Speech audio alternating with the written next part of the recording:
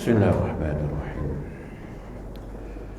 Alhamdulillahillazi arsala rasulahu bil huda wa dinil haqq liyuzhirahu 'ala ad-dini kullih walau karihal kafirun. Asyhadu an la ilaha illallah wa asyhadu anna Muhammadan 'abduhu wa rasuluh. Allahumma salli wa sallim ala sayyidina wa habibina wa syafi'ina Muhammadin sallallahu alaihi wasallam, amma ba'd. Ayyuhal mu'minun ittaqullah, usikum wa iyaya bittaqwallahi faqad fazal muttaqun. Subhanaka la ilma lana illa ma 'allamtana innaka antal alimul hakim. Rabbi shrah li sadri wa yassir li amri wahlul 'uqdatam min lisani yafqahu qawli. Rabbi yassir wa la tu'assir ya karim. Allahumma zakkirna ma nasina wa 'allimna ma jahilna. Allahumma zakkirna ma nasina wa 'allimna ma jahilna. Allahumma zakirna ma nasina wa 'allimna ma jahilna. Tuan-tuan guru, para alim ulama, para asatizah muslimin dan muslimat, mudah-mudahan dirahmati Allah Subhanahu wa taala insyaallah. Pertamanya kita memanjatkan rasa syukur terhadap Allah Subhanahu wa taala karena dengan limpah kurnia dan inayahnya kita masih lagi diberi kesempatan, masih lagi diberi peluang, kelapangan waktu, kesihatan yang baik sehingga kita sama-sama dapat melaksanakan tuntutan-tuntutan Allah Subhanahu wa taala dan meninggalkan segala larangan-larangan Allah Subhanahu wa taala insyaallah. Insyaallah malam ini kita berkongsi tentang peristiwa Isra wal Mi'raj. Kalau kita katakan tentang Isra wal Mi'raj, dia ada dua. Satu kisah Isra, yang keduanya kisah Mi'raj. Jadi panjang perbahasan dia, ialah tak cukup dengan hanya sejam, 2 jam. Sebab ni Nabi sampai ke Sidratul Muntaha, sampai ke Mustawa kan. Walaupun satu hari satu malam diperjalankan Nabi SAW, namun banyak perkara yang harus dibincangkan di dalam peristiwa Isra ini. Banyak perkara, banyak iktibar, ibrah yang kita dapat, banyak perkara-perkara penting yang kita dapat dalam peristiwa Isra wal Mi'raj ini. Pasal itu Isra wal Mi'raj tak cukup dengan sejam cerita Nabi naik, lepas itu Nabi dah turun kan? Nabi dah naik, belum jalan lagi, tiba-tiba dah turun kan? Tu masalah kita. Yalah, masa nak dikejar 1 jam. Sebab itu saya tak berminat tentang ceramah Isra wal Mi'raj, sebab saya dulu mengaji kitab Isra wal Mi'raj. Ni kisah Isra wal Mi'raj, mengaji kitab Isra wal Mi'raj. Bukannya ceramah bab Isra Mi'raj. Dia mengaji satu-satu kan? Satu lambatlah mengaji ni kan. So itu waktu saya mengaji dulu 3 hari 3 malam duk ngadap benda lah ni cerita mula-mula apa makna Isra. Isra ni ialah berjalannya Nabi SAW bila waktu malam. Waktu malam ni bila? Pukul 7. Kalau kita pukul 7 lah ni kan, daripada Masjidil Haram. Kenapa Allah Ta'ala pilih Masjidil Haram? Kenapa tak pilih masjid lain kan? Satu, di Makkahul Mukarramah kepada Masjidil Aqsa. Kenapa Masjidil Aqsa? Tak ada masjid lain. Masjidil Haram ke Masjidil Aqsa, 2 masjid. Ini Nabi diperjalankan. Masjidil Aqsa di Palestina, Baitul Maqdis di Palestin, kemudian kembalinya ke Makkahul Mukarramah pada malam tu juga. Kalau malam tu juga sebelum subuh. Maknanya jalankan Nabi daripada malam itu, sebelum subuh Nabi dah patah balik ke Mekah. Sedangkan perjalanan daripada Makkahul Mukarramah ke Palestina mengambil masa berbulan, bukan berhari-hari, berjam-jam, tak, berbulan tempoh dia. Maka Allah Ta'ala menjalankan hambanya yang bernama Muhammad dalam perjalanan daripada Makkahul Mukarramah ke Palestina, iaitu di Masjidil Aqsa. Itu Isra. Jalan bawah baru. Jalan bawah baru daripada Mekah ke Palestin. Itu jalan bawah baru. Kemudian dari situ Allah Ta'ala daripada bawah ni bawa ke langit, yang dipanggil Sidratul Muntaha, sampailah ke Mustawa, yang dikatakan Mi'raj. Mi'raj ni ialah naiknya Nabi SAW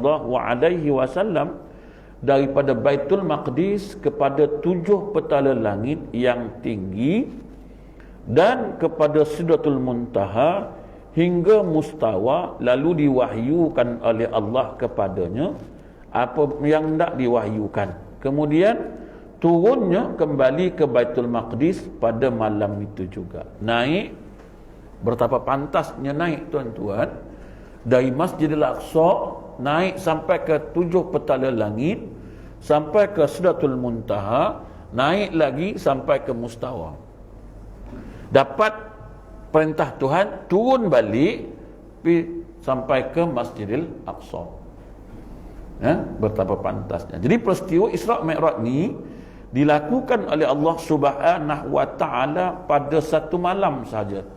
Sebab itu Allah Ta'ala rakam dalam Quran, Subhanallazi asra bi'abdihi laylan minal masjidil harami ilal masjidil aqsa. Masjidil Harami ilal Masjidil Aqsa, satu malam. Lailan ni satu malam. Dengan serentak ke atas Nabi junjungan kita Nabi Muhammad SAW, iaitu pada malam 27 Rejab. Tetapi tarikh ini tidak disepakati oleh ulama-ulama tarikh. Ulama tarikh dalam bab ini dia tak sepakat kata malam 27. Ada beberapa pendapat ulama bukan semesti malam 27 Rejab. Tapi kebanyakannya menggunakan 27 Rejab. Tak kisahlah. Iaitu sebelum setahun penghijrahan Nabi sallallahu alaihi wasallam ke Madinatul Munawwarah. Sebelum Nabi berhijrah. Maka Isra' ini ialah satu peristiwa yang menghubungkan antara dua buah masjid yang dibina di muka bumi untuk Allah. Masjid yang pertama siapa? Masjidil Haram. Ini masjid yang pertama dibinakan untuk Allah di bumi ini. Masjidil Haram ini ialah tempat lahirnya Nabi Muhammad SAW dan juga Nabi Ismail alaihissalam. Dua Nabi ini dilahirkan di Masjidil Haram. Kemudian bawa pergi ke Masjidil Aqsa. Apa istimewanya Masjidil Aqsa? Masjidil Aqsa ialah tempat perhimpunan semua Nabi-Nabi daripada Nabi Adam sampailah kepada Nabi Muhammad. Itu Masjidil Aqsa. So itu istimewa Masjidil Aqsa ini. Dan tak ada satu masjid pun yang dihimpunkan oleh Allah seluruh Nabi-Nabi ada kat masjid itu, melainkan hanya Masjidil Aqsa di Palestina, dan juga merupakan kiblat pertama orang Islam. Bawalah ke Masjidil Aqsa, tempat lahirnya Anbiya daripada mana? Daripada Nabi Isa alaihissalam, iaitu masjid yang kedua dibina dalam dunia ni. Dua masjid ni. Satu Masjidil Haram yang pertama, yang kedua Masjidil Aqsa dibina di Palestin. Bila dah buat benda ni, dua-dua masjid ni, dan Mi'raj itulah satu peristiwa yang menghubungkan antara langit dan bumi. Isra' menghubungkan antara dua buah masjid, Mi'raj menghubungkan antara bumi dan langit. Kemudian bawalah Mi'raj. Mi'raj ni ialah menghubungkan antara alam nyata dengan alam malakut. Alam nyata ni alam bumi inilah. Alam malakut, alam yang di atas, dipanggil alam malakut. Bawalah dua-dua ni. Pada malam Isra' dan Mi'raj, semua makhluk telah jadi dan belum dijadikan, diperlihatkan kepada Nabi Muhammad SAW. Pasal itu, Nabi boleh menceritakan dalam hadisnya tentang apa yang terjadi. Sebab sebelum tu Allah Ta'ala dah bagi tahu Nabi dah peristiwa sebelum dan peristiwa selepas. Dah ditunjukkan kat Nabi. Pasal itu kita pun heran, Nabi belum wafat tapi tahu tentang syurga, kan? Tahu tentang keindahan syurga, sifat-sifat syurga. Macam mana Nabi tahu? Sebab itu Allah Ta'ala bawa Nabi ni tengok benda ni dulu. Dia kata ialah sama ada yang telah dijadi atau belum dijadikan diperlihatkan kepada Nabi SAW. Belum Allah Ta'ala ciptakan secara nyata, Nabi dah tengok dulu. Allah Ta'ala bagi. Itu istimewanya Nabi lah, kan? Itu istimewanya Nabi. Dah tengok, kan? Okey, baik. Saya tu ada orang bahas, kan? Ada orang bahas, betul ke hadis tu ataupun tidak dan sebagainya. Sedangkan kalau kita tengok dalam peristiwa Isra wal Mi'raj, Allah Ta'ala memberikan Nabi itu satu keistimewaan, melihat perkara yang sebelum dan apa yang akan terjadi. Kemudian dia kata apa? Diperlihatkan satu bab, kemudian diberi faham kepada Nabi SAW segala rahsia alam ini. Nabi je yang tahu rahsia alam itu. Kemudian Nabi ceritakan kat para sahabat dia tentang rahsia alam ini. Kemudian sahabat ceritakan kepada para salihin, para alim ulama, tabi'in dan sebagainya, sampailah ke hari ini. Pasal itu kalau ada orang mempertikaikan macam mana mereka tahu ni pasal Nabi lah bagi tahu. Nabi bagi tahu kepada para sahabat, kemudian ikut urutan tabi'in sampailah kepada kita hari ini. Sebab itu jangan jadikan isu mana kau tahu, mana kau nampak, siapa yang bagi tahu, kan? Jadi Nabi lah yang ceritakan rahsia alam ini kepada siapa? Kepada kita ni. Kalau tak macam mana kita tahu, kan? Persoalan mungkar nangkir mana kita tahu? Nabi lah ceritakan persoalan mungkar nangkir ni, kan? Macam mana Nabi tahu? Suatu peristiwa Isra wal Mi'raj ini diceritakan, diperlihatkan segala rahsia alam ini, apa yang terjadi tunjukkan Nabi. Maka Nabi nak sampaikan kepada semua umat tentang rahsianya. Inilah peristiwa Isra wal Mi'raj, tuan-tuan. Banyak rahsia yang terkandung di dalam peristiwa Isra wal Mi'raj. Kemudian diberi faham pada Nabi ini segala rahsia alam, awalnya hinggalah ke akhir, dan diperlihatkan kepadanya segala tanda-tanda atas kebesaran dan kekuasaan Allah Subhanahu wa Ta'ala, yang mana tak pernah diperlihatkan kepada para anbiya sebelum ni. Tunjukkan semua-semua kat Nabi. Nabi-Nabi sebelum ni tak dapat, tapi Nabi Muhammad diperlihatkan semua tanda-tanda tentang kebesaran dan keagungan Allah Subhanahu wa Ta'ala. Jadi peristiwa Isra Mi'raj ni berlaku semasa agama Islam baru berusia lingkungan dalam 11 tahun lebih kurang lah. Pada waktu tu pemeluk agama Islam ni tak ramai, hanya beratusan orang sahaja. Ada yang tinggal di Mekah, ada yang tinggal di Taif. Kalau tuan-tuan pergi Mekah, ada satu program ataupun satu rehlah, kadang-kadang ada agensi travel dia bawa ke Taif, bayarlah 150 ke dan sebagainya lah, kan. Taif ni macam Cameron Highland lah, tempat yang subur lah, tempat sejuk di Taif, kan. Orang pun pergilah ke Taif tu, kan. 2 jam perjalanan pergi Taif naik bas. Pergi Cameron Highland lah kiranya, daripada Makkahul Mukarramah, daripada Mekah ni nak pergi Taif 2 jam, kan. Sebenarnya Taif ni ada sejarah dia. Kita yang pergi Taif tu kan apa pun pergi seronok, kan. Pergi cari sabun yang dibuat daripada Rus tu, kan. Shopping lah kat Taif, kan. Bukan ada iktibar apa pun. Sebenarnya patutnya jalan ke Taif ni dia berhentilah tempat di mana Nabi dilempar dengan batu. Sempadan permulaan Nabi kena baling dengan batu kat mana? Patut tunjuk tu, kan. Ni mana dia bawanya? Tempat buah. Kita pun pilihlah buah segar-segar, buah delima. Ada je kat Mekah buah tu. Itulah buah dia pun, kan. Tapi kita tak faham, kita duduk seronok. Pergi Taif, buat apa? Pergi cari buah, cari sabun. Apa iktibar dapat? Tak ada apa. Tak ada. Taif ni ada satu kisah dia yang tersendiri, kan? Maka dia bawa lah ke Taif ni. Ke Taif ni adalah tempat tinggal orang Islam satu ketika dulu di Mekah, di Taif ni. Tinggallah tempat-tempat lain. Jadi berlaku Isra' Mi'raj ni ketika Nabi SAW menerima daripada kaum kafir Quraisy ni berbagai ancaman dan cubaan. Waktu tu Nabi ditindas, diancam dan sebagainya lah. Saat itu Nabi terima, bukan itu je ancaman. Lepas tu pula satu persatu diuji oleh Allah Ta'ala pada Nabi. Apa dia? Pertama, kematian isterinya Siti Khadijah binti, satu-satunya isteri kesayangan Nabi, yang setia dengan Nabi, yang bantu Nabi waktu tu. Habis semua harta dibaginya kat Nabi untuk bantu perjuangan Nabi ni. Meninggallah Siti Khadijah. Kemudian tak lama pada tu meninggal pula Abu Talib.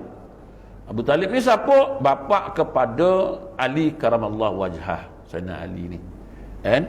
Meninggallah. Abu Talib ni lah orang yang mendukung Nabi SAW. Maknanya waktu Nabi diancam oleh Quraisy, Abu Talib lah tukang bela. Meninggal pula dia ni, dua-dua meninggal. Dan akhirnya disebut pada tahun itu dia panggil Amul Huzni, tahun kesedihan. Nabi sedih. Bila Nabi sedih, kan? Tapi Nabi ni bukanlah sedih-sedih macam tu je. Walaupun dua-dua ni penyumbang terbesar bagi Nabi ni meninggal, Nabi rasa sedih pun, tapi Nabi tetap bersabar dan hati yang tenang, apatah lagi dengan kehilangan isteri tersebut, hampir lumpuh perjuangan Nabi SAW. Tapi Nabi berdoa kepada Allah. Apa Nabi doa? Allahumma illam yakun ghadabun alayya fala ubali. Kata Nabi SAW, ya Allah, ya Tuhanku, jika tidak jadi kemurkaan engkau atas aku, maka tidaklah aku peduli segala halangan-halangan itu. Aku tinggallah. And kalau tak jadi kemurkaan engkau, ya Allah, memang aku tinggallah benda ni. Malah aku lah. And siapa lagi aku nak harap? And siapa lagi aku nak minta tolong? Aku dah tak ramai, satu bab. Orang yang bela aku pula dah meninggal. Dua-dua yang menolong aku yang kuat ni, pertahanan yang kuat ni, meninggal. Kalau tak jadilah kemurkaan engkau, ya Allah, kan? Aku tak pedulilah, entahlah apa nak jadilah kau orang, kan? Itu minta Nabi SAW. Maka oleh kerana Nabi dah minta macam tu, sesungguhnya peristiwa Isra' Mi'raj ni adalah satu ujian bagi orang yang beriman, bertambah kukuh iman. Mana yang tak kuat, dia menjadi berpaling tadah. Sampaikan Allah Ta'ala berfirman, wa ma ja'alna ru'yallati arainaka illa fitnatan linnas. Dan kata Allah, tidak kami jadikan kerana penglihatan yang kami perlihatkan akan engkau dengan mata kepala dalam jaga pada malam Isra' itu, melainkan fitnah, ujian bagi manusia. Jadi untuk nak menghiburkan Nabi SAW,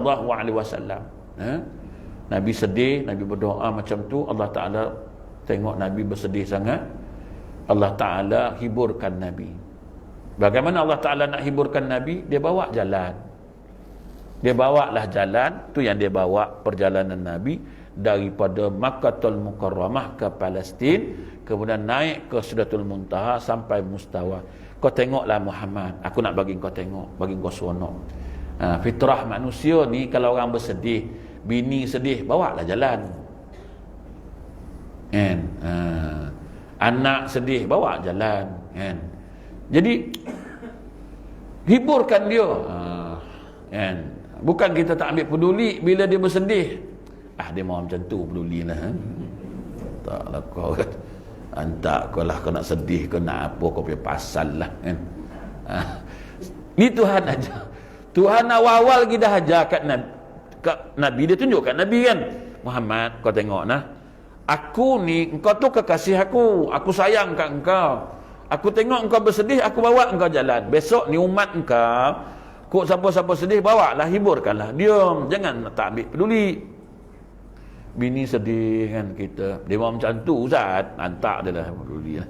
Dia nak sedih ke, dia nak apa, dia pasal lah. Dah, kan, fitrahnya macam tu, kan. Tu saya kata Isra' Mi'raj ni kalau baca betul-betul, dia banyak pengajaran kat sini sebenarnya. Maka Allah Ta'ala hiburkan Nabi SAW ni, bawa lah Nabi jalan. Bukan jalan dengan roh tau. Jalan dengan roh ni mimpi tuan-tuan. Mimpi ni tak mencari adat.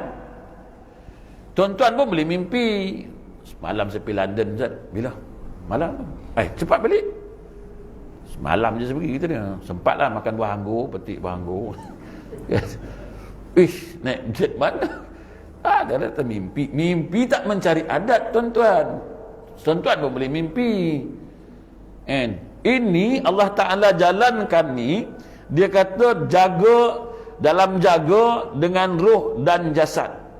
Maksudnya dalam jaga tu apa? Nabi sedar perjalanan tu. Nabi celik. Jalan pula sekali dengan roh, sekali dengan jasad. Dengan badan-badan ni jalan sekali. Dia jalan. Tak.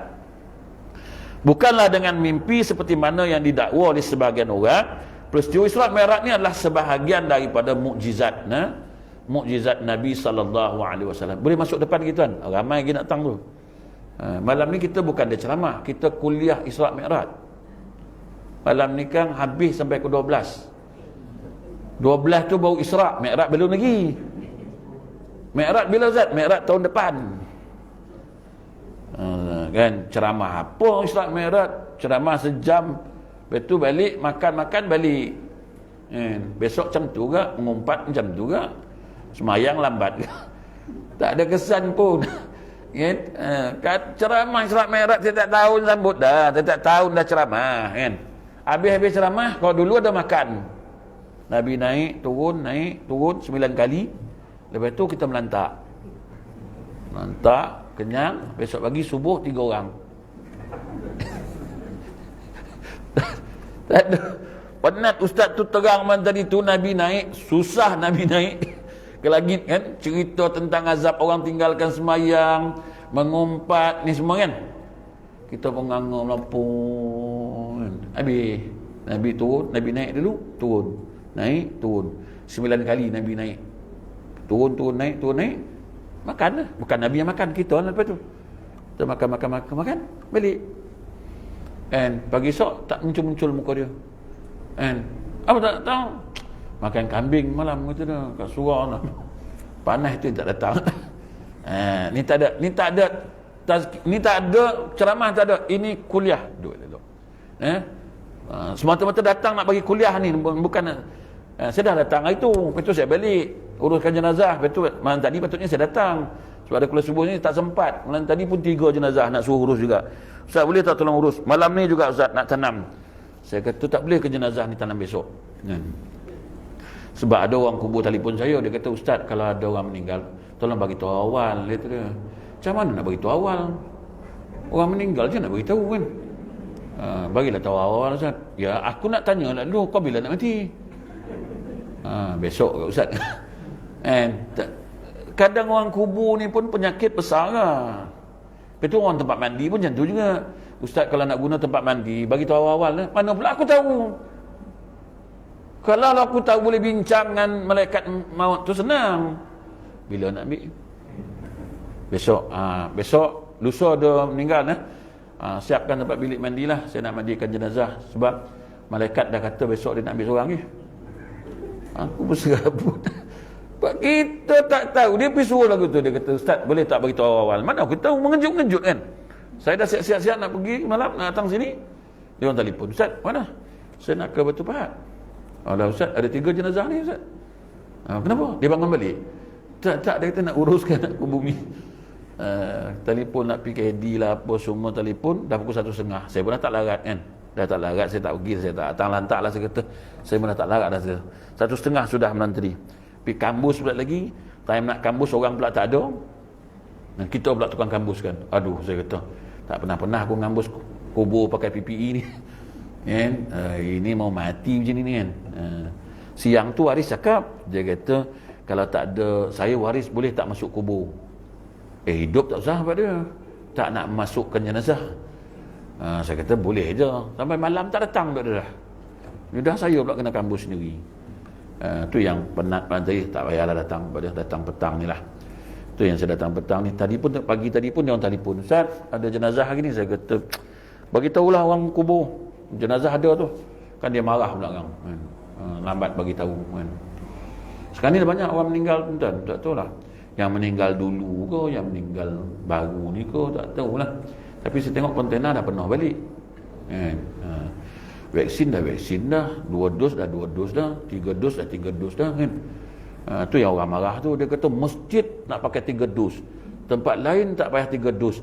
Tak, yang datang masjid tengoklah rupa dia. Dah tua-tua. Semua dah macam ni, semua dah tak berdaya semua. Pasal tu dia nak jaga orang masjid. Padang mana ada orang tua-tua pergi, dia pun tak larat. Shopping mall mana ada orang tua-tua dah 80 tahun pergi mana cik? Pergi shopping mall. Tak ada kan. Yang pergi tu semua baguslah dia. Kita tengoklah dia sudut positif. Jangan marahlah dia orang kan. Kita sikit-sikit nak marah, sikit-sikit nak marah. Oh, masjid nak diperketat. Padang ni shopping mall tak kisah. Dah. Sebab dia tahu yang datang masjid ni semuanya jenis bukan penyakit 3 serangkai, dah berangkai-rangkai. Jadi aku kesian dekat engkau orang ni, sebelum kau berangkai-rangkai lagi, mesti 3 dos. Kan? Kena lah, tapi kurang lah sikit. Kurang lah, tak ada lah. Teruk sangat. Tapi saya duk camkan, tak ada simptom, tapi pergi klinik, kalau buat swab tu, mesti positifnya. Tak tahu apa sebab. Kan? Pergi je, kalau tuan-tuan ni tanya, pergi klinik buat swab. Positif.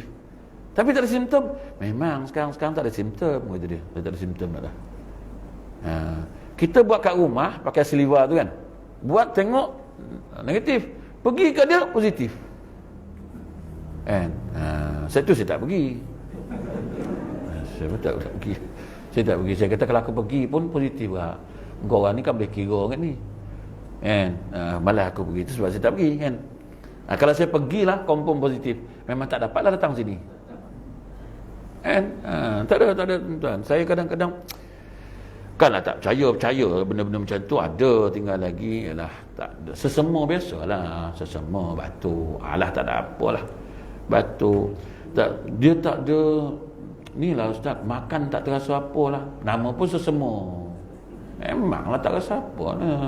Tak ada apalah tuan-tuan. Tak ada bau lah. Dah sesumbat hidung, apa nak dibaunya? Dia bau hilang. Dah kau tersumbat sesama, bila nak ada baunya? Cuba hidung eloknya apa? Tak ada masalah lah. Risaulah dengar tuan. Dia bau hilang. Lagi? Dia rasa pun hilang. Memang tak lalulah makan, nama pun demam. Selera makan memang tak ada. Itu pun nak kalut tuan-tuan. Itulah saya suruh tuan-tuan makan saudak, tuan-tuan tak nak makan, tuan-tuan degil. Vaksin kan. Jadi tuan-tuan jangan risaulah, tak ada apalah. Memanglah benda tu bahaya. Macam Omicron ni bahaya tuan-tuan. Bahaya dari sudut cepat merebak. Kan? Cepat merebak, tak ada apalah tuan-tuan. Duduk je. Kemudian arti mukjizat ialah perkara yang menyalahi adat. Sebab itu Isra' Mi'raj ni dia menyalahi adat tuan-tuan. Kalau kita tengok tak masuk akal. Daripada Masjidil Haram ke Masjidil Aqsa, perjalanannya bukan cukup dengan 1 malam. Tuan-tuan, kau naik apa sampai begitu cepat sekali boleh balik sebelum subuh? Ni dia panggil mencari adat. Orang mengaku dirinya menjadi nabi dan rasul serta bersetuju dengan pengakuan itu atas jalan melemahkan orang yang mengingkarinya. Jadi mukjizat Isra' Mi'raj ni membuktikan kebenaran risalah Nabi Muhammad sallallahu alaihi wasallam. Jadi banyaklah dalil tuan-tuan, dalam Quran ada, dalam hadis ada dan sebagainya lah. Siapa kata Isra' Mi'raj ni tak ada dalil? Ni dalil tuan-tuan. Tuan-tuan tengok, dalam ni banyak dalil ni. Dalil Quran, ni dalil Quran, ni dalil hadis. Tu saya kata kadang-kadang orang kata tak ada hadisnya, tak ada dalilnya. Tuan-tuan cuba tengok, dalam ni semua ada. Hadis Bukhari ada, Tirmizi ada, semua ada. Ni kitab ni. Dan sebab itu kadang-kadang orang kata tak ada dalam hadis. Sebab kadang-kadang kita tak ingat berapa banyak hadis yang kita dah baca sebenarnya. Wah, memang kita mengaji tuan-tuan. Tu saya kata hari ni orang agama kebanyakan dia sombong tuan. Orang agama ni kebanyakan dia sombong, tak mahu aku kalah. Kadang-kadang orang agama ni lebih kuat kesombongan dia daripada tuan-tuan lah. Orang agama ni minta maaf cakap lah. Bukan saya nak kutuk orang agama ni. Orang agamawan ni dia tak mau ngaku tuan. Dia tak macam doktor lah. Doktor lain tuan. Tuan tengok doktor lah. Doktor ni mula-mula dia ambil doktor dulu ni, ambil medik tu jadi doktor kan. Semua dia belajar, telinga, hidung, mata, semua dia belajar lah. Lepas tu dia balik buka klinik dekat Tongkang Pecah ni. Buka klinik kan. Klinik pun bukan klinik pakar pun, klinik biasa jadi buka kan. Jadi tuan-tuan sakit perut dia pergi jumpa dia. Sakit perut dah 2 hari dia tak mau hilang, pergi klinik. Klinik ada, pergi klinik. Dia pun datang, kita pun datang. Ada apa tuan? Kata, sakit perut lah doktor. Sakit perut. Berapa hari dah? Dah 2 hari dah. Duduk. Dia pun duduk tu apa dia ambil tu? Dia cek darah lah. Yang pump tu lah. Cek tengok darah okey. Darah okey kata. Semua okey. Cuba baring. Dia pun baring, dia pun pegang lah perut kita tu. Tekan. Sakit tak? Tak. Sakit tak? Tak. Sakit tak? Sakit. Angin ni, dia pun tepuk angin ni kata dia. Dia pun bagi ubat. Bawa balik. Kena RM27. Balik lah. Telan ubat tu. Telan 2 hari elok. Lega terus. 2 minggu akan datang lagi ni, sakit mata pula dah.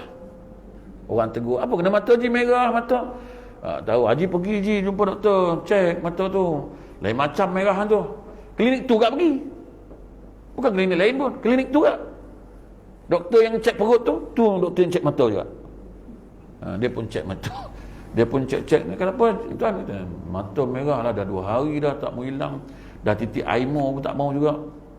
Dia pun ambil lampu suluh. Dia kata sarap tu lah, ada masalah sikit. Tak apa, saya bagi ubat, makan ubat dulu. Kalau tak mau baik juga, esok datang balik. Kita pun telan lah ubat tu. Dia bagi antibiotik, semua telan lah. Elok. Orang pun tanya, dah elok mata Ji? Dah pergi klinik baru ni elok. Saya serasi betul dengan klinik tu. Klinik tu ubat dia bagus lah. Klinik tu yang bagus, bukan Tuhan yang bagus. Klinik tu. Tu kita punya perangai tu kan. Dah elok, Tuhan lupa. Kan? Klinik tu memang bagus lah. Serasi betul saya. Saya kalau apa pun sakit semua pergi dia. Tak lama pun sebulan lepas tu, sakit kat telinga. Pergi situ kan? Apa tuan? Telinga sakit lah, berdenyut lah dalam. Dia pun cek. Oh, dia kata kegendang tu bengkak lah. Dia pun bagi ubat. Makanlah ubat tu. Kalau tak mau elok nanti datang balik Tengok-tengok tak elok. Makan-makan tak elok. Datang dia. Datang dia tak mau lah doktor. Tak mau. Tak apalah macam ni lah. Saya refer kat doktor pakar telinga lah. Dia refer kat doktor pakar telinga kan. Tak mau. Dia kata tak apalah tuan. Saya operate lah. Suka-suka tingkau dia. Tak. Dia hantar ke pakar. Dia tak macam ustaz. Ustaz ni malu lah. Ngata tak boleh tu malu lah kan. Awak ngaji Azhar malu lah. Orang pun tanya. Dia ngajar apa? Fiqh. Yang ditanya apa? Tauhid. Nak kata wallahu alam saya tak pandai ni. Malu lah. Apa ngaji Azhar? Tauhid pun tak tahu. Jadi jangan malu, jawab. Salah lah itu lain cerita. Dia pun tahu tuan-tuan tak tahunya. Sebut nama kitab besar-besar sikit. Tuan-tuan pun menung. Hebat ustaz ni kau tengok. Kitab, habis semua kitab dia hafalnya. Besok ni datang betul-betul yang memang bidang tauhid, dia jawab lain dengan ustaz tu jawab. Kita pun dah confuse dah. Hari tu ustaz tu kata okey, dia ni kata tak okey pula. Nampak tak? Nama nak kata minta maaf tuan, saya bukan bahagian tauhid ni. Ini tuan kena tanya fakulti yang mengaji bab tauhid. Dia ni memang bidang dia lah. Saya fiqh je boleh tuan. Tauhid ni sikit-sikit boleh lah. Kalau tuan tanya Allah ni wujud tak ustaz? Allah wujud. Kalau itu pun ustaz jawab wallahu alam. Habis tak payah ngajar kau. Jadi dia jawab sikit-sikit tu dah lah. Selebihnya kau pergi rujuk lah kat orang tu. Ni semua kau nak talam habis semua pasal tauhid pun kau nak sapu, fiqh pun kau nak sapu, tasawuf pun kau nak hayun, syair pun kau nak jawab, hadis pun kau nak bedal. So itu jadi jahanam hari ni. Tuan-tuan tengok baru-baru ni orang kafirkan ustaz. Nampak tak? Ustaz tu kafir. Tu bila ustaz tu dikatakan kafir, belalah balik semula tu. Tak, simpanlah kemarahan tu sikit. Janganlah kafir-kafirkan. Kau lah punca dia kafirkan tu. Kau lah punca dia. Kau kata ustaz tu tak betul, ustaz ni kata kau tak betul. Netizen ni, anak murid ni yang penyokong tegar ni confirm tuan-tuan. Kalau penyokong tegar ni tuan-tuan, kita kata kat tok guru dia, tuan-tuan tengok nak kata apa dia. Dia balas balik, kau tengok macam mana dia kata. So itu hati-hati tuan-tuan. Kita jangan taksub sangat sebenarnya. Tak boleh taksub benda-benda macam ni. Agama bukan suruh taksub. Kan? Kita ni kadang-kadang nampak orang serban jubah bertasbih, taksub gila babi punya. Kadang-kadang pun takut juga. Kadang kita jangan taksub sangat. Diubah 3 helai, serban 3, tasbih pun 3, gantung kat leher 1, kat tangan 2. Kita tengok lain macam Tuan Syekh ni kan. Ini memang alim. Tu yang cium tangan tu. Cium tangan pun bukan takat cium macam tu je. Habis terbalikkan tangan habis semua nak cium. Ni serabut aku tengok ni. Jangan buat perangai lagu tu. Jangan taksub benda-benda macam ni. Cari yang betul-betul, mana yang betul, mana yang salah. Yang betul ya ikut, yang salah tinggalkan. And jangan kita berlebih-lebihan sangat tuan-tuan. Jadi kalau kita tengok peristiwa Isra' Mi'raj ni, banyaklah dalil-dalil dia tuan-tuan. Dalil-dalil ni saya tak nak baca lah kat tuan-tuan, tuan-tuan cari sendirilah. Kalau tuan-tuan nak tanya, karang lah kan. Ni nak masuk kisah tu belum Isra' lagi. Itu baru pengenalan tentang peristiwa. Ni baru kisah Isra' Mi'raj tu saya kata habis malam minggu 12. Aduh, ni ustaz ni kalau aku balik kan. Tak apa tuan-tuan nak balik ke apa aku tak tahu. Datang jauh-jauh ni. Kau datang jauh setengah jam, baik tak payah datang. Kan? Dia jauh datang di Kuala Lumpur. Lepas tu bagi setengah jam. Ustaz, setengah jam baik panggil ustaz sini je.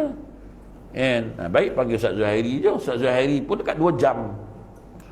Tapi tuan-tuan nak panggil Ustaz Zuhairi memanglah kena macam tu. Sebab dia ngajar tarikh sirah kan. Sirah memang macam tu.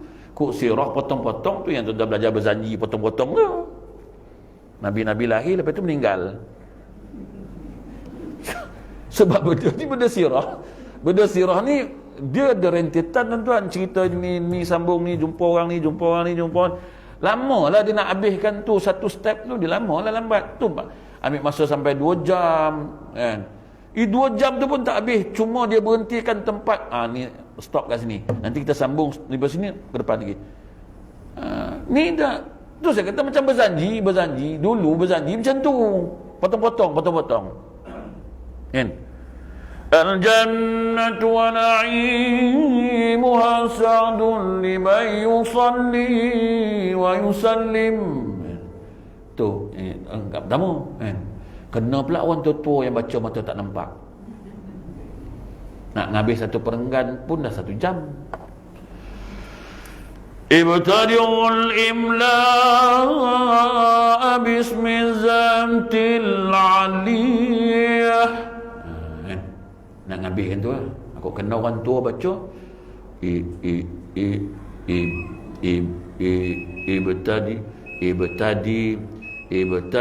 ul pukul 10. Bila jam dah pukul 10, apa lagi kan? Perut dah lapar ni. Bang, potong. Walamma tu. Tu saya kata tadi. Lahir langsung meninggal. Langsung wafat. Orang baca lah satu-satu kan.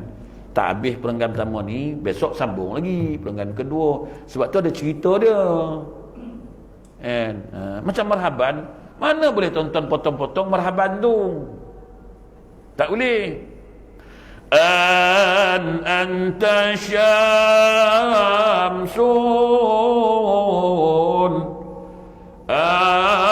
anta badrun Maryam marhaban ya Umar marhaban. Dia tak boleh potong-potong kan. Dia elok-elok selawat tu. Sallallahu ala Muhammad sallallahu alaihi wasallam. Tu potong, ambil 3-4 potong, ambil 3-4 potong. Mana boleh? Itu kan dia ada urutan cerita dia. So itu orang kata tu bid'ah. Bid'ah tu pasal buat tak betul. Kalau buat betul pun bid'ahnya. Sebab sambung-sambung cerita tu. Tapi tak apalah tuan-tuan, berjanjilah lentak tuan-tuan. Kan saya dulu belajar lah. Dulu memang belajar sampai khatam lah. main hafal tuan. Dulu muda budak kan, hafal sebiji kitab Berzanji, kitab Al-Bazanji tu hafal tuan. Jadi orang kanan tok guru, duduk sebelah tok guru ya. Tak payah kitab-kitab tok guru tu. Baca. Baca terus. Tak ada tercari-cari kitab. Lepas tu aku bergaduh dengan tok guru ya. Tu ya silapnya. Bukan gaduh apa. Tang marhaban tu lah aku gaduh kan. Tak pernah tengok kitab, tiba-tiba ada orang bagi kitab. Jadi tok guru kata, nah dia orang bagi. Kita pun tengok situ tengah marhaban. Saya pun tengok marhaban. Tak itulah. Ya Umar marhaban. Mana Yahunya? Tak ada Yahu ni. Tak ada tulis Yahu kan.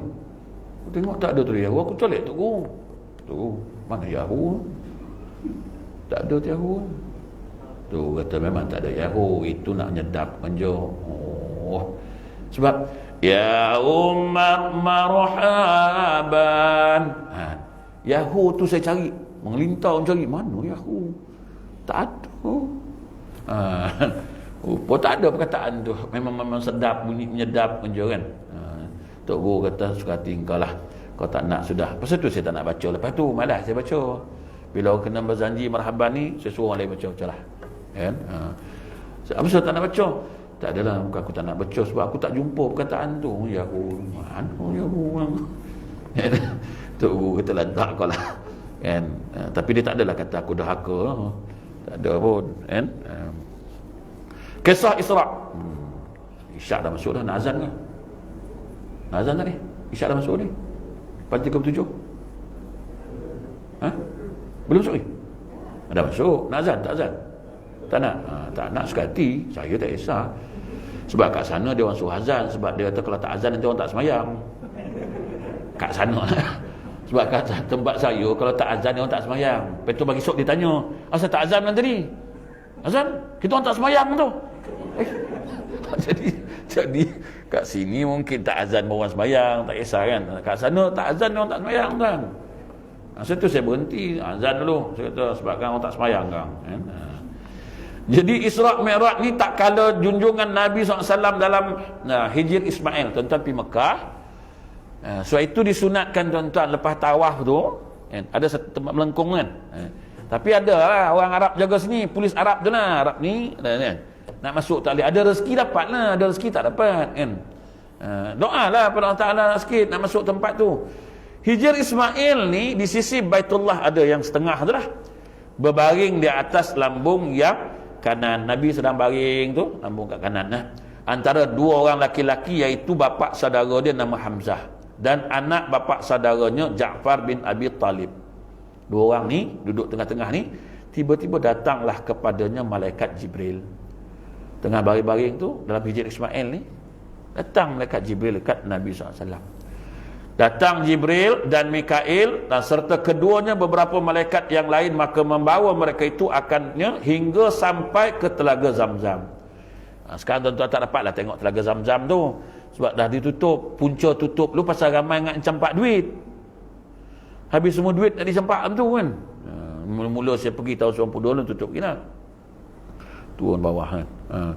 Air keluar terus menerus kan. Ramailah yang situ buat benda-benda kurafat tu. Jadi Pak Arab tu marah. Kau tak payah tengok lah, aku tutup. Kau tahu jumpa air Zam-Zam lah. Dah. Tu yang buat lagu tu. Bawa lah dia kat Telaga Zam-Zam ni. Dia pun terlentangkan mereka akan Nabi SAW atas belakangnya. Maka peristiwa pembedahan ini diketahui oleh diketuai oleh malaikat Jibril. Jibril lah jadi chip dia, pakar bedah pertama. Jibril alaihissalam bedahlah Nabi ni. Dibelahlah dari lubang sebelah atas dadanya hinggalah ke bawah perutnya. Kemudian berkata Jibril kepada Mikail, bawa olehmu kepada aku dengan satu batil. Tuan-tuan tengok dalam sirah, dalam Syama'il Muhammadiyah, dia belah Nabi tu di atas ni, kat bawah ni, kat pusat ni, dan kat sinilah tumbuhnya bulu-bulu halus yang dia kata kat Nabi tu kan. Itulah tumbuh. Belah lah itulah. Dia belah, dia keluarkan. Sebahagian ulama menafsirkan bahawasanya dia hanya simbolik sahaja. Tidak mungkin Nabi ada darah kotor itu. Sebab Nabi itu bersih. Macam mana ada darah kotor tu? Tapi ada sebagian ulama kata ada darah kotor tu. Okey, nak bagi tahu. Kemudian berkata Jibril kepada Mikail, bawa oleh kamu aku dengan satu batil daripada air Zam-Zam. Bersihkan supaya aku sucikan jantungnya dan supaya luaskan, lapangkan dadanya. Ambil air Zam-Zam. Pasal itu kita pergi Mekah, sunat minum air Zam-Zam tu niat supaya kita dihilangkan segala penyakit, dilapangkan segala dada kita itulah. Tapi beza minum air Zam-Zam sini dengan air Zam-Zam sana. Dia dah melintas laut kan. Melintas laut tu dia rasa tak sedap sikit lah. Tapi kalau kat sana sedap je air Zam-Zam tu kan. Dah bawa balik sini bertong-tong, lepas tu nipu lah tu. Bawa balik pun cara nipu kan. Ialah dia bagi seorang sebotol, tapi nak masuk kapal terbang tu 2 botol. Ada yang berbual lambek kargo pun ada kan. Nak menipu balik kan. 2 je yang perkara yang boleh bawa daripada Mekah balik oleh Malaysia ni. Yang boleh bawa balik lah air Zam-Zam, tu boleh bawa balik, kurma boleh bawa balik kan. Kita semua nak bawa balik kan. Habis semua nak bawa balik. Habis lah kamera plastik pun nak bawa balik juga. Dulu ni yang lama-lama yang pergi Mekah dulu ni siap beli kamera plastik tu yang ada tekan gambar untung. Tak. Nak bagi cucu tengok lah. Dia tanya lama-lama pergi Mekah tu kan. Confirm dia mesti beli tu. 2 benda yang wajib orang pergi Mekah beli benda tu. 1 kamera tu, 1 lagi teko kepala beruk. Yang kecil orang tembaga tu kan, yang gelas dia besarnya tu. Tuang air pun setitik air Zam-Zam nak buat dalam tu lah. Setitik. Dapat kat cucu kita dah hilang binatang tu. Dulu aku tanya orang lama-lama, itulah dia belinya. Lepas tu lagi satu apa? Bekas celak. Yang tembaga tu kan, pusing kan. Tapi kita orang laki-laki mana pandai binatang tu. Kan tercucuk pula biji mata, langsung tak payah. Itulah dia bubuk ismit tu dalam tu ada serbuk dia kan. Cucuk ni. Dia pakai waktu malam dia tu nak tidur. Yang kita pergi pakai siang malam. Dia malam dia nak tidur pakai ismit tu lah. Kan? Pakai tu untuk nak jernihkan mata. Bila benda tu keluar, kotoran mata tu akan keluar lah ikut benda tu. Tu yang dia pakai malam nak tidur tu. Tapi pakai besi tu lah. Cucuk tu kan. Malamnya datang kat kita siang malam pakai kan. Yang biasa pakai tu orang perempuan lah. Sebab orang perempuan ni dia tangan dia lembut, dia kreatif sikit kan. Saya tu dia boleh bulu kening pun boleh buat kan. Elok, lepas tu dia okey balik. Tu kebodohan dia orang lah. Untuk bukanlah ibu-ibu, bukanlah tempat lain lah ni cerita. Tak, kau dah cukur, dah cabut kan. Lepas tu kau ambil lah pensel, kau ukir lah balik, bangang tak nama. Itulah kebangangan orang perempuan zaman sekarang ni. Tapi ibu-ibu tak ada lah. Anak menantu lah kadang-kadang tu kan. Cuba tegur, kau apa bangang sangat nak buat dia? Elok bulu kening kau pergi cabut, lepas tu kau lukis lah balik semula. Okey, nak boleh kan. Serabut lah aku tengok kan. Tapi nak macam mana dah bodoh kan. Ustaz ni sedap-sedap kata orang bodoh. Dah bodoh lah tu. Dah Tuhan buat elok-elok, kau pergi ubah. Lepas ubah tu dah modified balik semula, tak cantik, kau buat lagi semula kan. Tuhan cipta tu dah elok dah bulu kening tu. Mana ada orang bulu kening boleh panjang tunjukkan saya. Walaupun duduk kat kepala ni, rambut boleh panjang, janggut boleh panjang, misai boleh panjang kan. Tang bulu kening tak panjang-panjang. Situ tak ada lagi bulu kening jatuh bawah. Sampai ada buka kedai gunting bulu kening lah, tak ada. Tu ajib tu dah elok dah. Ya pi ubah buat apa? Tak usahlah benda tu. Tuhan ciptakan tu ada sebab tu. Bulu kening, bulu mata, tak payah nak pakai maskara tu, tak payah. Sebab Tuhan jadikan bulu mata tu tak pernah panjang, tak pernah. Tak katu je. Belum ada ke orang bulu mata panjang. Belum ada. Kita duk sibuk nak cabut, nak itu, nak ini. Tapi nak macam mana? Banyak tu pandai kita zaman sekarang ni kan. Bulu mata lah, lepas tu nak mengukir lah. Orang ukir atas kertas, kau atas tangan, kau ukir kan. Banyak tu pandainya, tak tahu lah apa sebab. Jadi bawa lah air Zam-Zam ni, basuh dengan air Zam-Zam ni. Dah basuh bersihlah kan. Sebab itu anak-anak semua suruh dia minum air zam-zam. Minum air zam-zam ni sunatnya berdiri, jangan duduk, sunat berdiri. Minum air lain sunatnya duduk kan. Minum air zam-zam sunatnya berdiri, biar dia cepat masuklah. Bedahlah, belah semua-semua ni, dibasuhlah 3 kali dengan 3 batil air zam-zam, keluarkan, buanglah darah hitam yang ada dalamnya. Maka berkata, ya inilah dia khas. Apa dia khas? Iaitu bahagian atau habuan syaitan yang di tempat was-wasnya daripada engkau. Dalam hati kita tu, jantung kita tu ada satu darah dia panggil khas. Yang ni suruh doktor pakar jantung pun dia tak jumpa darah tu. Dia tak jumpa tu. Dia tak jumpa dah. Jadi dia kata ni habuan syaitan, buanglah semua-semua ni. Dan berulang-ulanglah Mikail bawa kepada Jibril dengan 3 batil air zam-zam, ambil basuh sampai bersih. Dan akhirnya kemudian datangkan Jibril dengan 1 batil daripada emas dan penuh dalamnya dengan hikmah dan iman, maka dituangkan ke dalam dada SAW, maka penuhlah dadanya dengan hikmah dan ilmu, pengetahuan dan yakinan Islam. Kita tengok ni peristiwa sebelum nak dibawa berjalan bertemu Allah. Ni pertama sekali sebelum kau datang ngadap aku, kata Allah, jumpa aku nak kau bersih betul-betul, zahir dan batin. Belah Nabi, keluarkan jantung, basuh jantung semua-semua ni luarnya, kemudian belah lagi, ambil dalam tu khas tu, bersihkan di dalam. Kita nak ngadap Tuhan ni macam tu lah, bersih zahir batin. Kok zahir je yang bersih, baju bersih, badan bersih, dalam tu kotor, macam mana nak ngadap Tuhan? Pasal tu Tuhan reject awal-awal. Tuhan kata, kau ngadap apa ni? Dalam pun kotor, serabut, dendam, dengki, semua ada dalam tu. Lepas tu kau ngadap aku. Aku nak bagi tahu kau, Nabi dulu ni, Muhammad ni, sebelum dia datang jumpa aku pun aku bersihkan dia dulu. Aku bukan nak ajar Muhammad, aku nak ajar kau orang lah, hamba-hamba aku ni. Sebelum datang jumpa aku, main ngadap aku, bersihlah dulu. Bukan zahir je bersih, batin pun kau kena bersihkan dulu sebelum menghadap aku. Ini ibrah paling besar tuan-tuan, pengajaran paling besar yang Allah Ta'ala nak tunjuk. Sebelum menghadap dia, bersihkan dulu hati tu. Lembutkan jiwa dulu. Sebab itu sebelum kita pergi Mekah pun, jiwa kena bersih dulu. Sifat sombong kena buang dulu.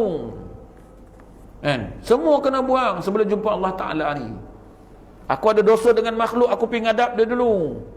Dah bertahun tak tegur siapa dengan dia. Ni time aku nak pergi Mekah, aku nak buat haji ni, nak pergi umrah ni, aku kena bersihkan hati sebelum jumpa Tuhan ni. Kita pergi ngadap dia 10 tahun dah tak tegur siapa, lalu nak ngadap kita pun pergi rumah dia. Tuan, saya nak minta maaf lah. Apa masalah kau? 10 tahun tak tegur kan? Tak adalah, saya nak pergi je lah. Apa masalah kau? Tak, saya nak minta maaf lah kalau saya salah apa semua. Boleh buat lagu tu? Tu yang tak lalu. Sebab apa sebab tak lalu? Sombong tu ada dalam lagi. Lepas tu pergi ngadap Tuhan, tu doa, mana nak makbul itu pun tak lepas. Kesombongan itu pun tak boleh buang. Macam mana kita nak ngadap Tuhan? Tu nak pergi hadap dia tu, pergi jumpa dia, bukan tulis kat whiteboard luar tu. InsyaAllah saya akan berangkat ke Tanah Suci. Saya mohon maaf semua atas kekasaran saya, ketelanjuran saya. Yang baca tu semua kawan dia, yang tak bermusuh dengan dia. Yang musuh tak datang pun. Ni lah Islam ajar ni, Isra Mi'raj ni. Ini belum jalan lagi tuan. Ni baru nak basuh, nak bersihkan, belum jalan, belum cantum, belum naik lagi. Ni nak ngadap Tuhan ni tadi ni kan, buang sifat riak semua, ujub, sombong semua. Sebab itu datang ke surau, datang ke masjid, seronok, senyum. Tu ni dalam kitab nah. Tapi hari dah pukul 9, tak habis tak apalah, kita sambunglah lain kali kan. Isra pun tak habis ke Ustaz? Saya kata ni kitab ni kan. Muka surat berapa sampai ni?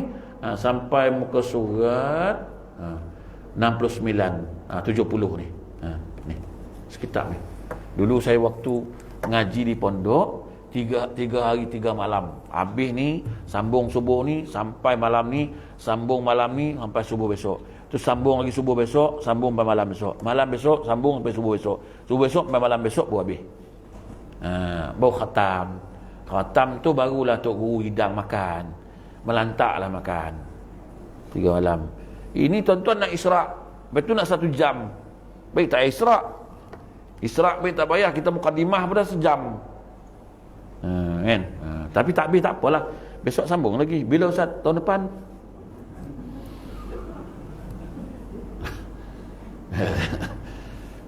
Barulah ada kesan nak Isra Mi'raj. Bawalah hikmah iman semua ni Islam. Kemudian ditutuplah jahit. Jahit macam mana dia jahit? Wallahu alam lah. Jahitlah jantung tu dan dadanya dengan ketiadaan sakit dan pedih serta senang bertangkup semula. Senanglah dia melekat. Tak tahulah dia belah macam mana kan. Itu cantum balik. Elok lah. Kemudian dimeterilah, dicapkan dengan khatamun nubuwah. Barulah Nabi itu dipusingkan belakang dia. Di antara belikatnya cenderung sedikit ke pihak kiri, bertentangan dengan jantung yang mana ia terletak di bawah susuk kiri. Dia tu, kalau tuan tengok belikat belakang tu, dia belah bawah sikit lah. Belah kiri duduk dia. Bertentangan dengan jantung kita tu. Tak belikat situ. Dah siap semua, komplit, barulah didatangkan dia dengan seekor burak. Burak ni datang, tuan-tuan, dari syurga tu. Hal keadaannya berpelana dan berkekang, iaitu binatang yang putih warnanya. Besar sedikit daripada kaldai. Tuan bayangkan kaldai tu. Kecil sedikit daripada baral. Tuan-tuan tahu baral? Baral ni tak ada keturunan. Baral tak ada keturunan, tuan-tuan. Itu sebab jangan sebut ke anak baral. Kau ni baral betul lah. Dia tak ada keturunan. Baral ni dia besar sikit pada kaldai.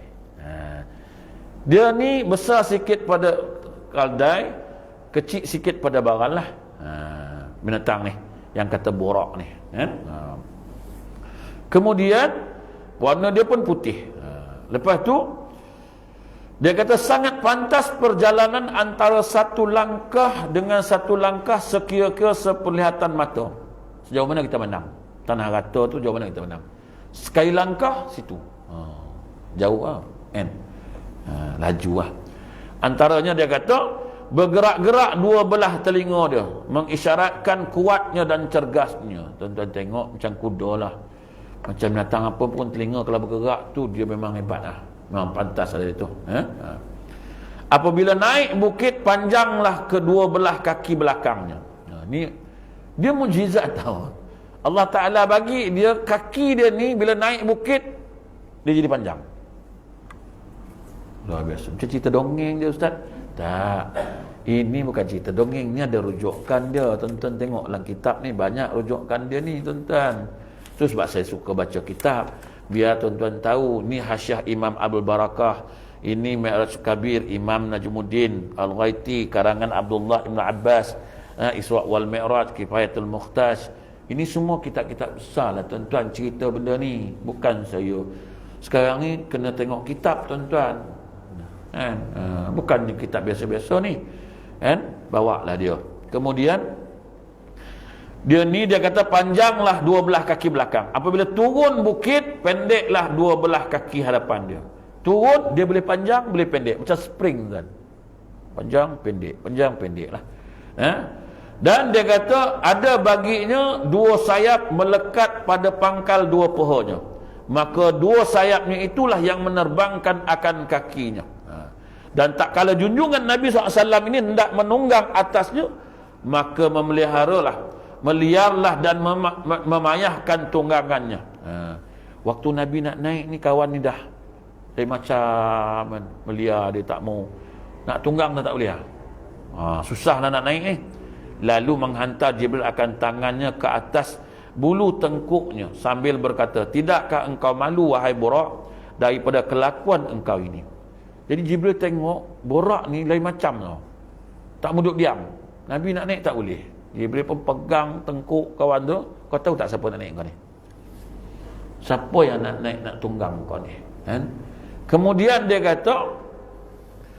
kata bahawasanya dia kata meliarlah dia ni borak ni tadi, payahlah. Lepas tu Jibril pun pegang tengkuk cakap, maka demi Allah tidak menunggang engkau akan daku oleh makhluk yang terlebih mulia di sisi Allah Ta'ala. Dia kata, borak, kau tahu tak siapa nak naik kau ni? Tidak ada yang boleh menunggang kau melainkan makhluk yang paling mulia di sisi Allah Ta'ala. Maka dia kata borak ini pun duduk diam. Malu borak ni tak kala mendengar teguran Jibril itu, hingga memancar peluh seluruh tubuhnya kerana kurang sopannya.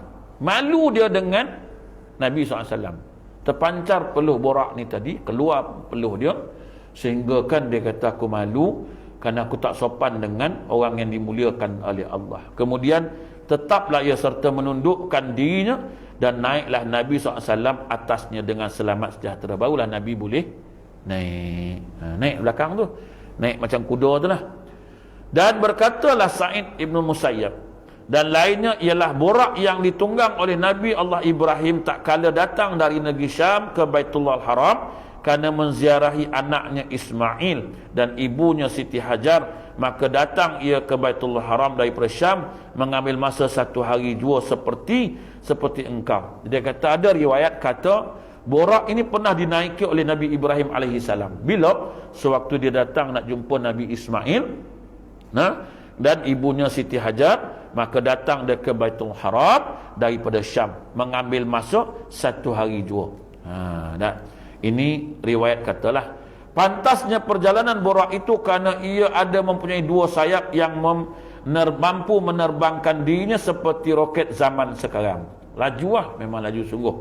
Maka berjalanlah ia dengannya, padahal Jibril pada pihak kanan, Jibril pegang belah kanan, kemudian dan sambil memegang belakangnya pelananya, dan Mikail pada pihak kirinya sambil memegang tali kekang dia.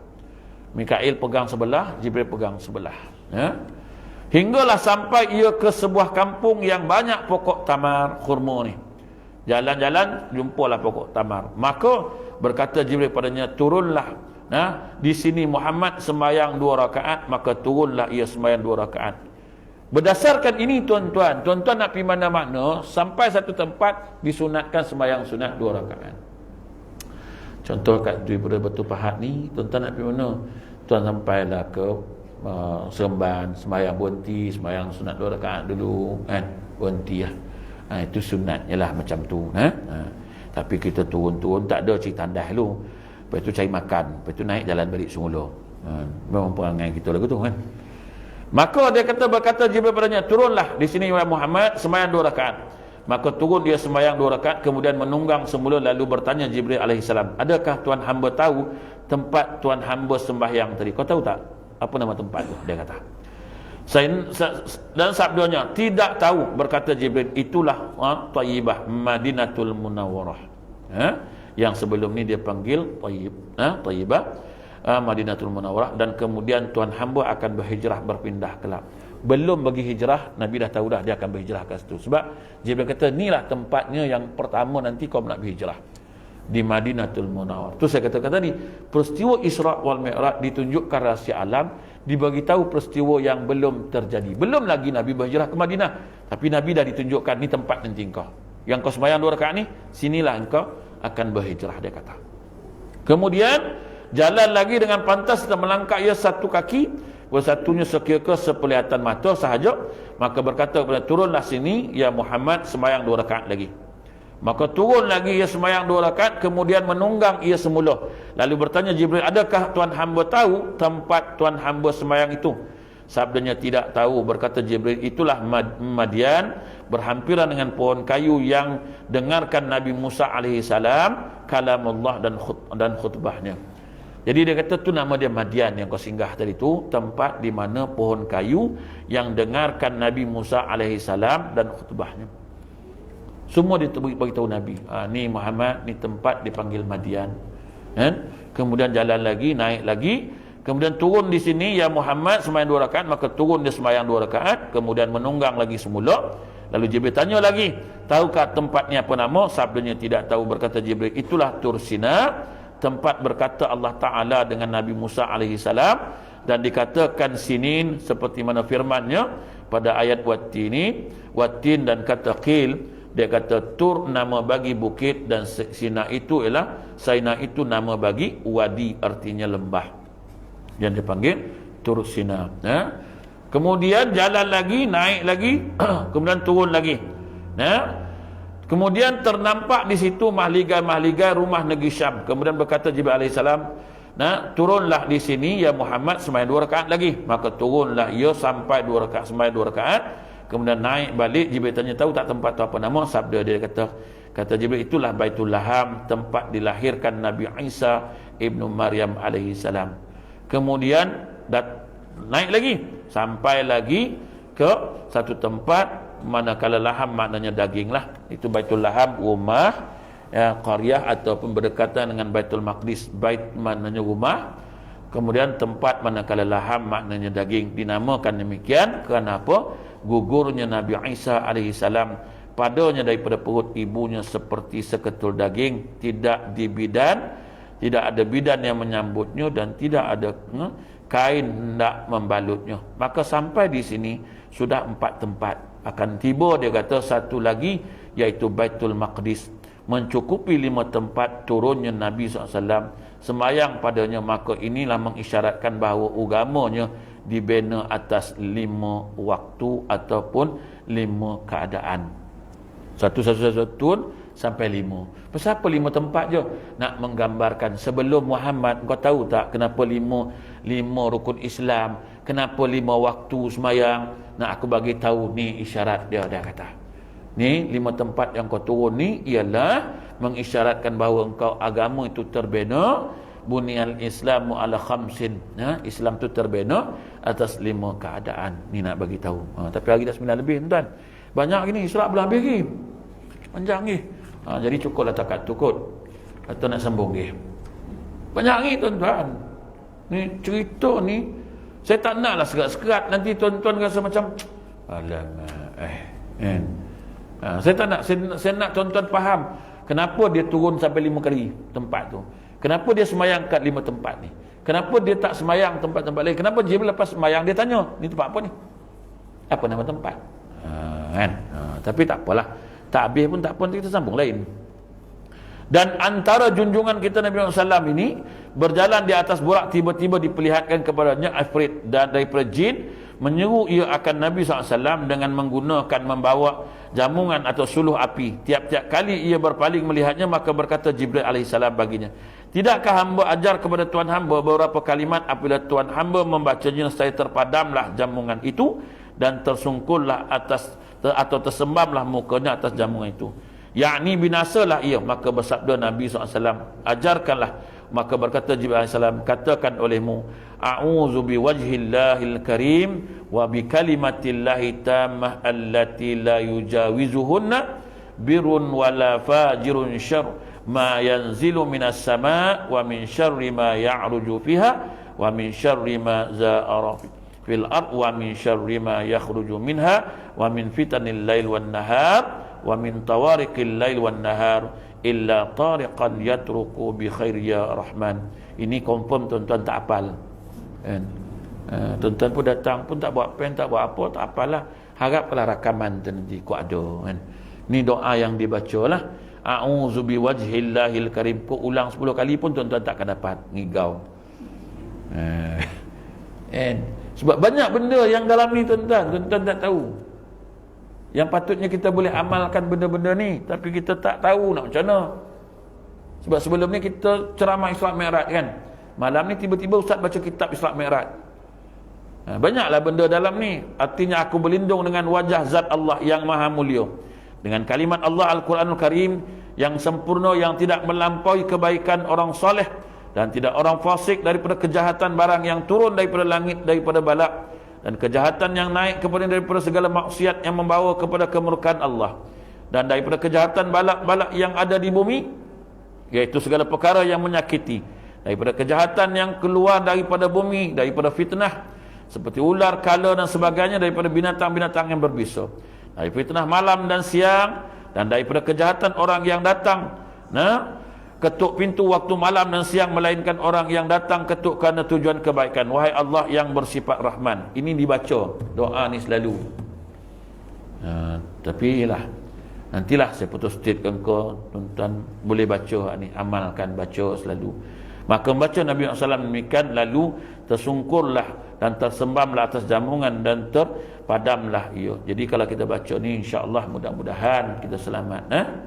Nanti orang kata, sahih kata ustaz. Aku tak tahulah, tapi dalam kitab tulis macam tu. Kan aku tahu. Kau nak tanya sahih tak sahih sikit-sikit. Sahih tak ustaz? Sahih ke tak sahih ustaz? Mana pula aku tahu. Dalam kitab tulis macam tu. Ni ulama yang tulis, bukan aku tulis.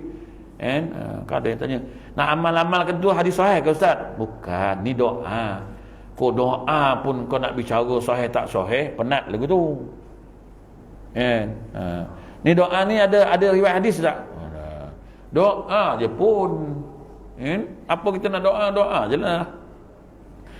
Kemudian dia kata, maka berjalanlah ia dengannya hinggalah datang pada satu kaum petani menanam mereka itu pada satu hari dan mengetam pada hari itu juga. Tiap-tiap kali diketam oleh mereka itu kembali pula seperti dahulunya. Maka sabda Nabi SAW, apakah ini ya Jibril? Maka jawab Jibril, itulah perbandingan orang-orang yang berperang berjuang sabilillah, digandakan oleh Allah Ta'ala baginya mereka itu satu kebajikan. Dan ditunjukkan kat Nabi dalam perjalanan itu, ditunjukkan orang bertani, tanam hari itu, tumbuh hari itu, ketam hari itu. Mana ada orang macam tu kan. Tapi Allah Ta'ala tunjukkan, ni bandingan kata Allah.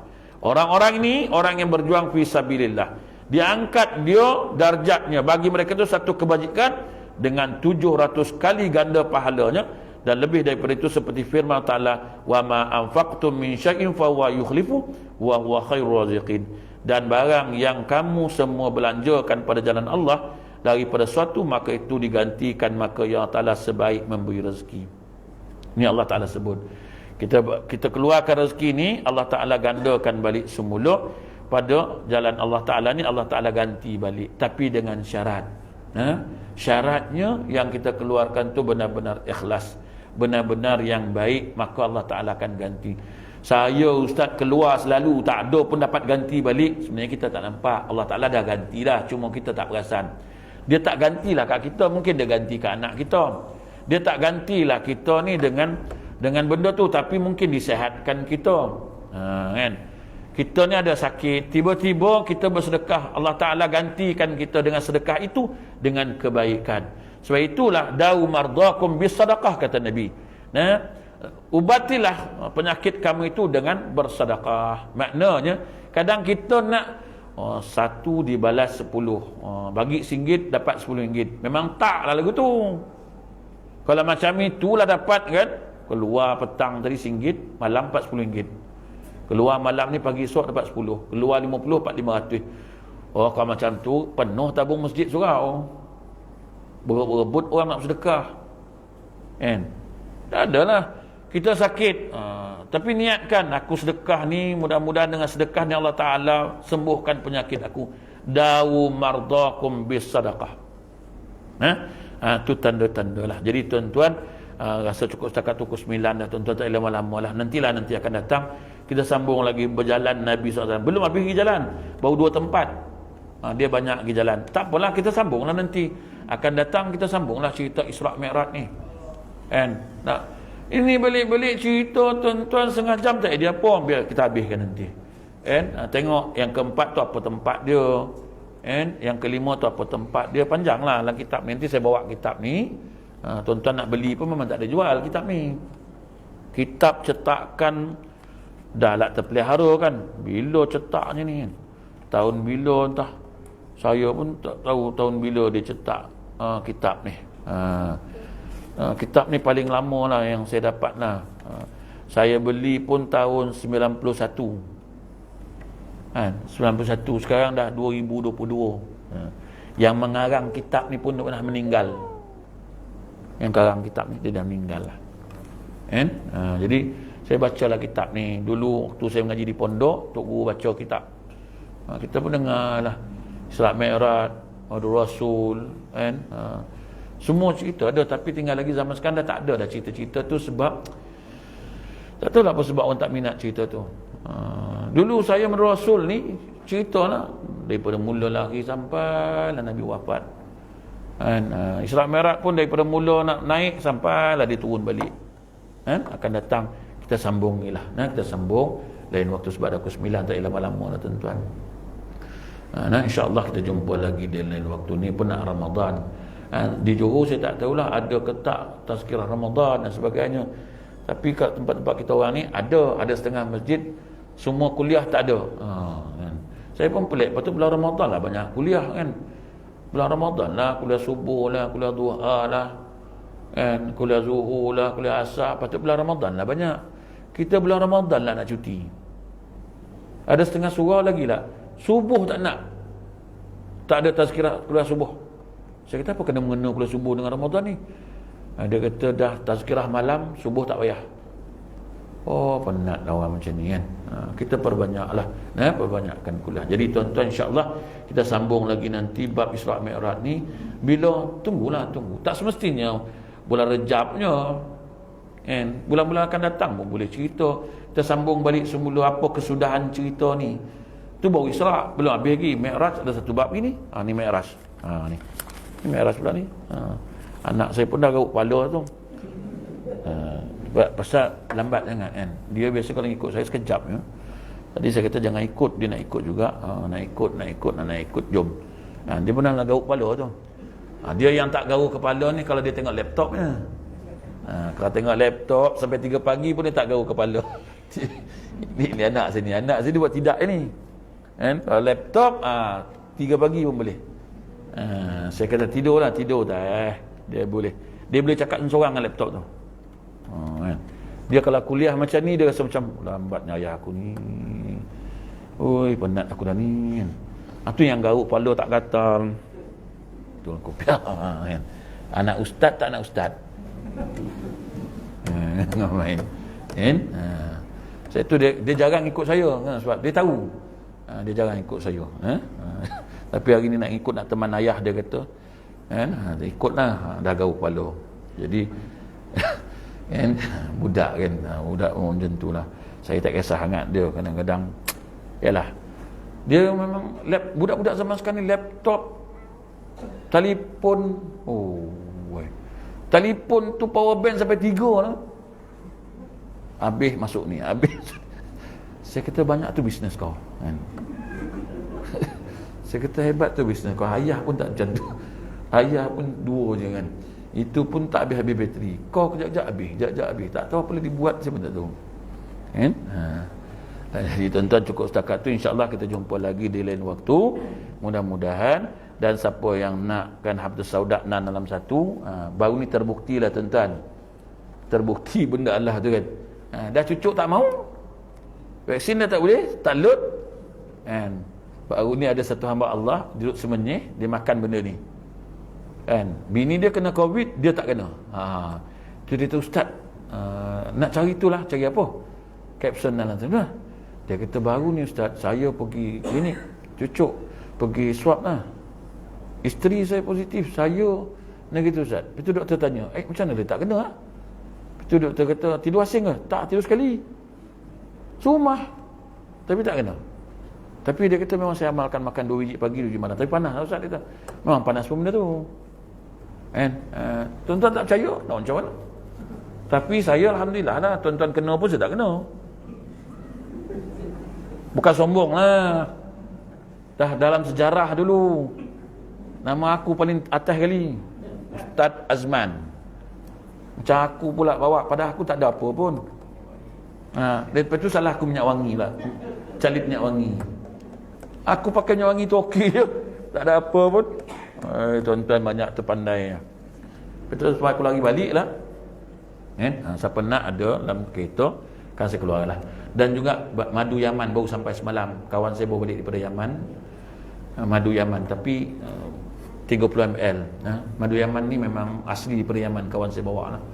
Dia dah pack kan dalam botol kecil-kecil, dalam 30 ml lah, RM30. Tapi dia memang madu Yaman sungguh.